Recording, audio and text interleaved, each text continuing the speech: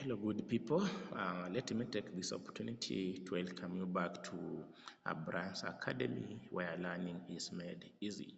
In our today's session, I want us to touch still on the part of creative art and sport, grade 9, some part of the revision paper, and it's a revision paper that most of the learners in the country did in their end term exam. So let's see how the learners were supposed to tackle the questions. Remember, in creative art, it's not about just choosing the answer. It's about placing each answer in its correct position for you to come up with the correct answer, because all the answers are correct, but you have to select the best one.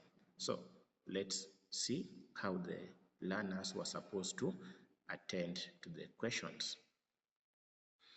Question 1. Grade 9 learners were asked to identify the time signature of a piece of music. What does the top number of a time signature indicate? So when you talk about the top number, remember you have the top number and the bottom number. So let's go to the multiple choices. We see which multiple choice is correct.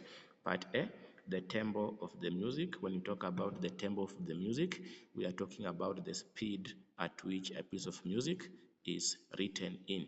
Then part B, the number of beats in each bar. So that's the correct.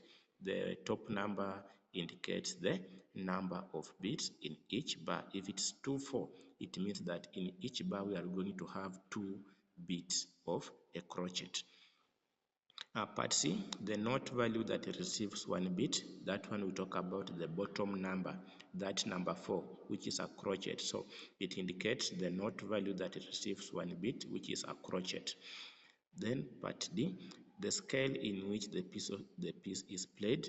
When we talk about the scale in which the piece of music is played in, we are talking about the key, or you can talk about the key signature. It is the key signature that will give you the scale in which the piece of music is played in. Question number 2, a grade 9 learner wrote the following list of dynamics markings. Which of the following dynamics shows that music is performed very loud?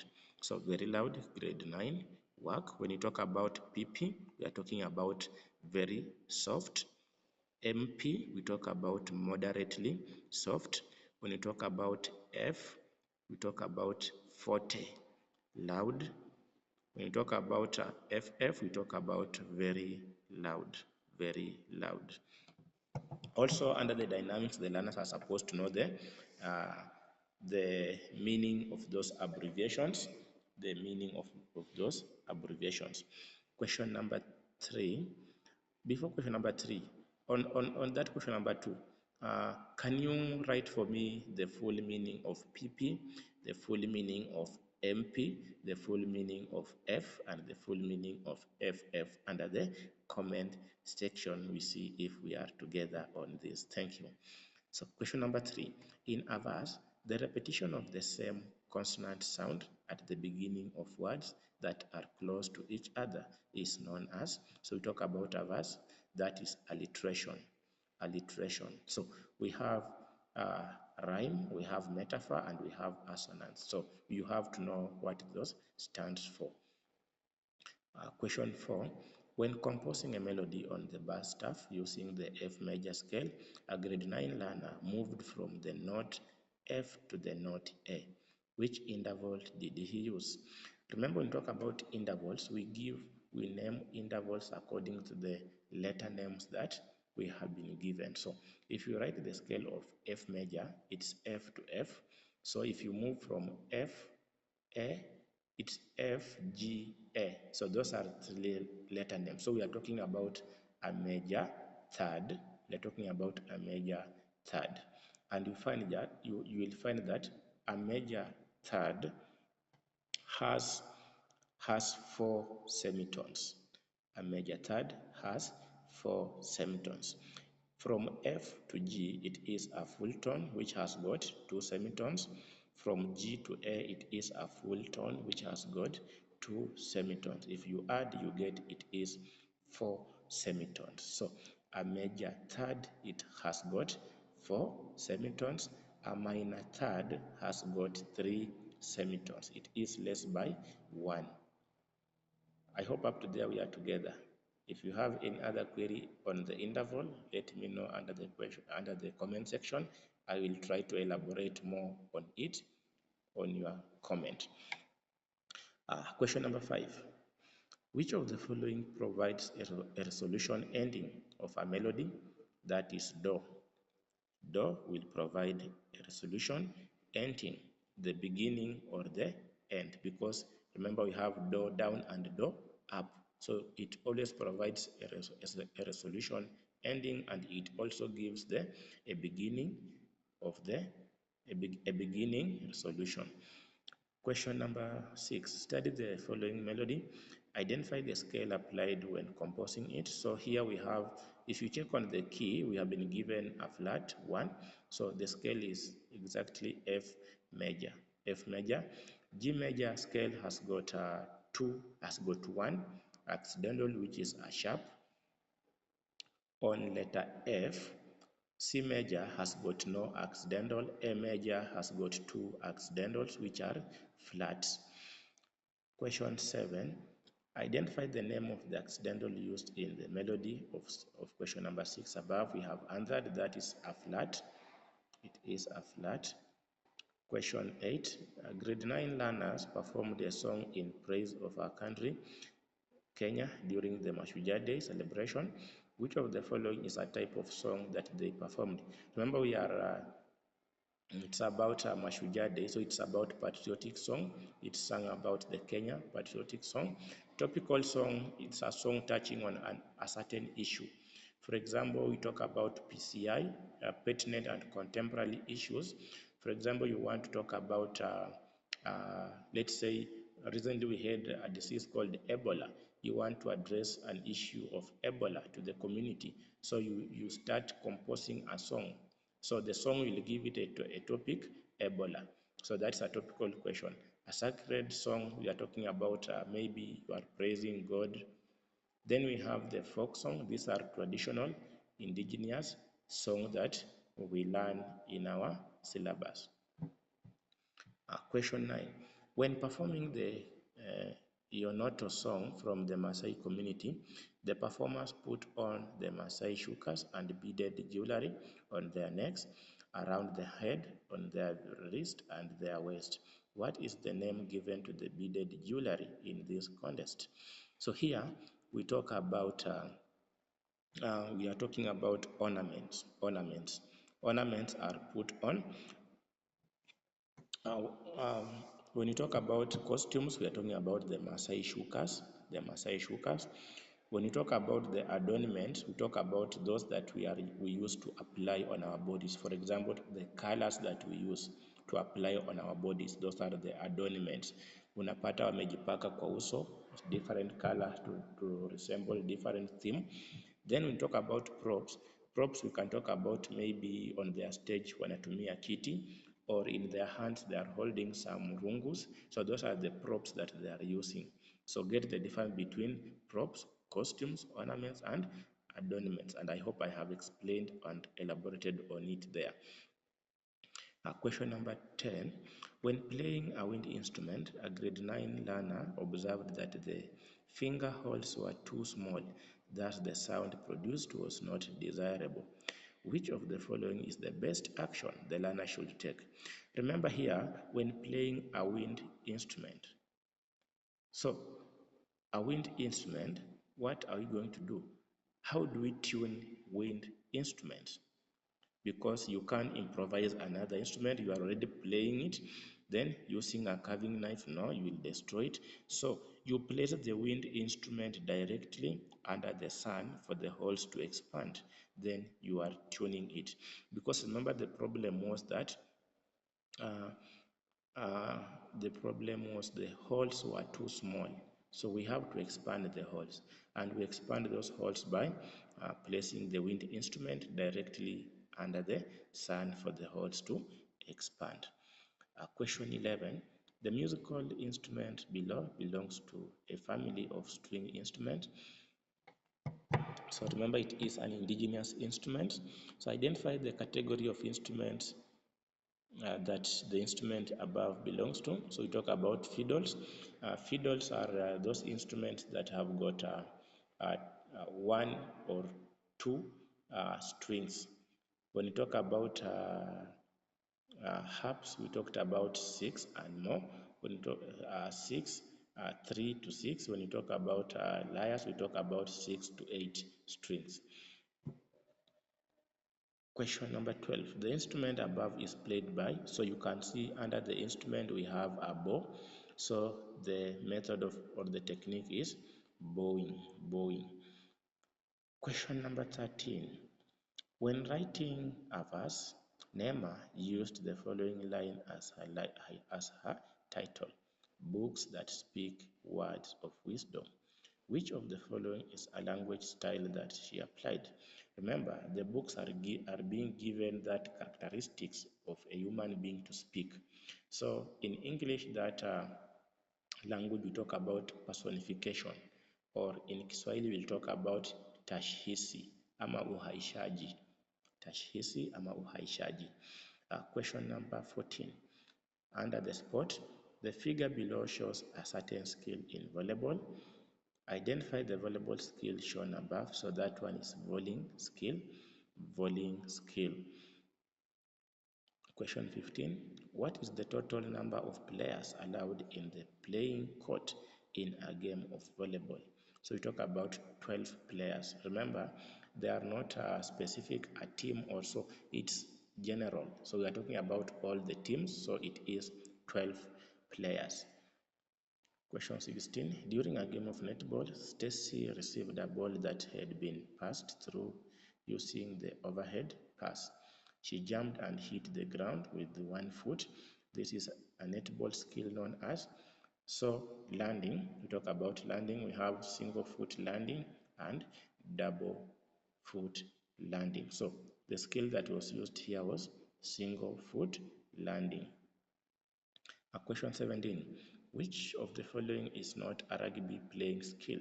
So in rugby, we use the basic pass, we use pop pass, we use drop kick, and we don't use dribbling in rugby. So the correct answer was C. Which of the following games is not a contact game? So netball is not a contact game. You are not supposed to come into contact with a netball player who is having the ball. It will be a fall. Question 19. Alana performed the skills below in a basketball game. The skill above is performed in order to, so that is dribbling in basketball. Remember, we have low dribbling and high dribbling. So the skill being demonstrated here is low dribbling. So the skill is performed in order to progress with the ball and advance across the court. You progress with the ball and advance across the court. When you talk about pass the ball to a teammate who is distant away, you are using the overhead pass. To score points, there you are using maybe shooting skills. Then pass the ball to a teammate who is close, you are talking about chest pass skill. Question 20. The name of the basketball skill being that one I have already answered, it is a low dribble. 21. During athletics competition, Kiplimo participated in the 1500-meter race. Which type of race did he engage in? So that is a middle distance race, grade 8 work. 22. Study the following picture and answer the questions that follow. When is the skill above executed in athletics? So this one, it is used in sprint races, at the start of sprint races.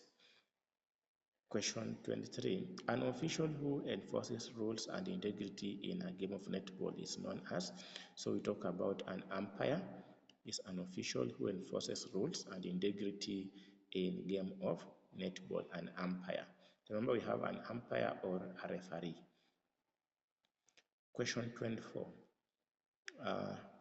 Which of the following is an activity that demonstrates reaction time in sports? Reaction time in sports. So we talk about sprint starts. Sprint starts. Sprint starts will demonstrate reaction time. Question number 25. Which of the following shows the spirit of sportsmanship in sporting activity? So remember, when we talk about sportsman, we have the sportsmanship and we have fair play. Fair play, we are talking about how the players are following the rules of the game. Then when we talk about sportsmanship, how the players are relating with each other in the field. So here we talk about respecting opponents, officials, and accepting results. That is sportsmanship. 26. The last phase in a triple jump is, so the last phase is landing. The first one is approach run. Then we have takeoff. Under takeoff, we have the three phases where we have the hop, step, and jump. Then we have the flight.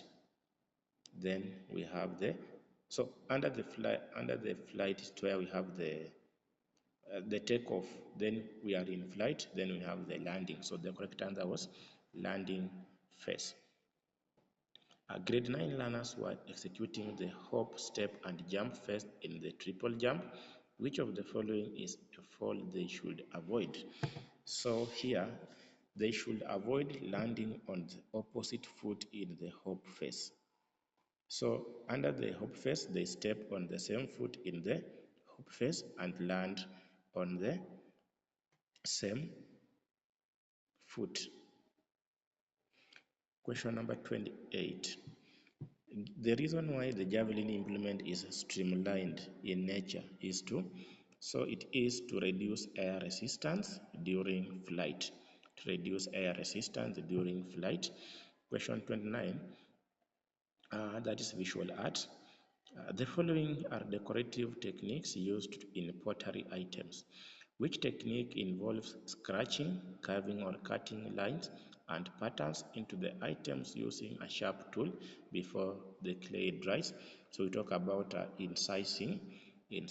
So can you tell me the meaning of burnishing technique, stamping technique, and glazing technique? That is grade 6 work. Grade 6 work. Let's go to question number 30. It's talking about during a painting lesson, a teacher asked his learners to mix water and paint. Which of the following is a painting technique that the learners were learning about? So we talk about wash technique, that is in grade 8 and grade 5. Wash technique. So also in grade 8, we talk about splattering technique. We have damping technique, brush stroke technique, that is in grade 6. So damping technique, grade 5 and grade 8. Wash technique, the same, and splattering technique. So can you also elaborate to us the meaning of splattering technique? I have told you it's grade 8 work, brush stroke technique, grade 6 work, and damping technique, grade 8 work. Thank you. Question 31. Which of the following is a conducive condition for drying items made using the pottery technique? So that's grade 9 work and grade 6 work under the pottery. So we dry them under a shade to avoid them cracking under a shade. Question 32. Identify the picture making technique applied to create the pictorial composition above. So the technique that has been used here, you can see we have the cross hatching, where crosses have been used, the cross hatching technique. Question 33. Which of the following color combination represents a set of analogous colors? A set of analogous colors. Remember, analogous colors are those colors that are adjacent to each other. They are adjacent to each other on a color wheel. So we have blue, blue green, and green. Blue, blue green, and green, part A. Question 34. Grade 9 learners mixed red and blue colors in equal proportions. The resultant color was, so we talk about red and blue, we're talking about mixing two primary colors to come up with a secondary color, which is purple. You get a purple color. Then we have question number 35. Mokaya was planning to create a mosaic pictorial composition. He collected the following materials. Which one was not needed in the activity? So under the mosaic, uh, we use small stones because remember it is a monomedia composition. So we are going to use small stones. We use banana fibers. We can use broken glass, but we don't use colored pictures. Where we are using pictures, it's about montage. Remember, under the section B, we have that question that is touching on the definition or difference between montage and collage. There, I'll elaborate more on it, on how learners are supposed to tackle a question like that. So the correct answer was part A. Question number 36. Which of the following image displays a 3D artwork? Remember, in art, we have the 2D and 3D. Now, how will you tell a 2D from a 3D artwork? A 2D artwork, learner check on the length and width, where you can see two parts of that art, the length and the width. When you talk about a 3D, it has three faces. We have length, we have width, and we have height. I hope there we are together, learners. You check under the 2D, we have two faces, length and width, or length and height. But when we talk about 3D, we have three faces, that is length, width, and height. So under the artwork that we are given, you find that a 3D artwork was part C. Part C was a 3D artwork. The remaining art was 2D, where we have length and width. Question number 38. The principle of making one element in a drawing to visually stand out. Underline that part. Stand out more than others is known as. So we are talking about dominance. Dominance. Dominance. Question number 39. The viewpoint of a photograph taken at eye level, underline at eye level, that mimics the natural human vision is known as the, so we are talking about the normal viewpoint at eye level. And the last question under section A, it's about question 40. The fabric decoration technique that involves applying ink through a cut-out template, underline that part, to create beautiful designs on fabric is known as, so we talk about stencil printing, grade 8 work. Applique technique, that's grade 5 work. Block printing, grade 6 work. And motif printing, it is together with stencil printing. So motif is inside the stencil printing, grade 8 work. Can you define for me what is block printing, motif printing, and applique printing, please, under the comment section? So that's all about section A and how the learners were supposed to or are supposed to tackle the questions. This paper is good for grade 9 revision as they gear towards their final exam come 3rd